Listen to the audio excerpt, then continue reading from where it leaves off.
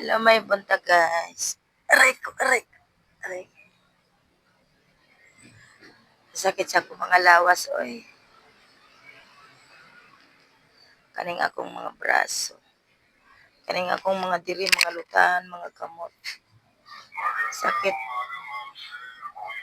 Sakit jud kaayo. Kaning akong mga diri. Sakit. So, wala tagay mahimo. Nga na jud na, basta magtrabaho ta. Mandaan jud tay mga maranasan nga mga sakit-sakit diya. So dahil sa nganing kalisod sa atong panahon karon, basta mo kita og sakit-sakit. Diya oy. Ang importante kita ka intindihon pa ba na nimong sakit-sakit diya eh. Pero masig nga na balik kalisod yan ang ako ang pagtrabaho pero lipay lang. Mo nag-ingon nila nga sa English always happy. Na. Kay kaysa naman sa magsige tagpuyo diri sa balay na wala man tay nahot nga kita. So nakikita sa atong asawa, asahan ba na nato nga tama ra matagak sa kanang budget nga usad kaban nga bugas o nya pangbayad sa mga utang. Kaya ang kaning ako nga maniamalampoy mga pang palit-palit og kanan mga asin-asin, mga kuan sa kanan puro adlaw o pang palit-palit yung mga kape diya.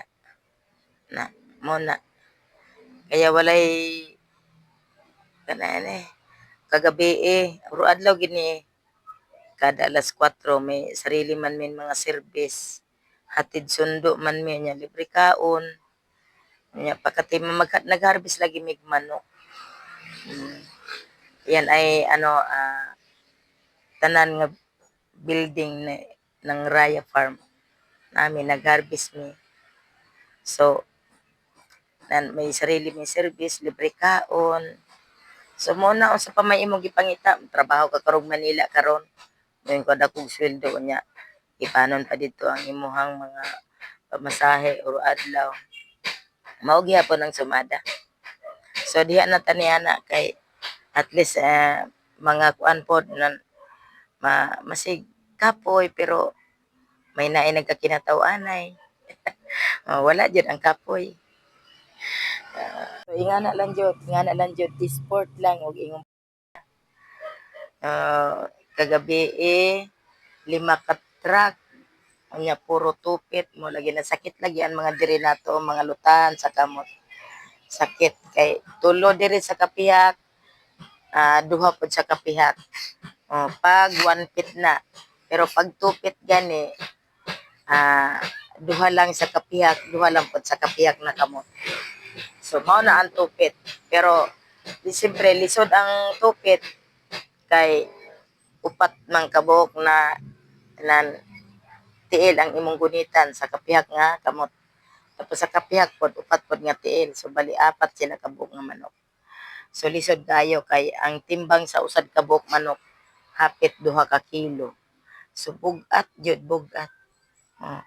Pero makalingkawas og 1 pit lang kay tikangkang ang manok usar ka kabuok sa usad ka manok usar ka buok tiil iyang nimo ang iyang gunitan.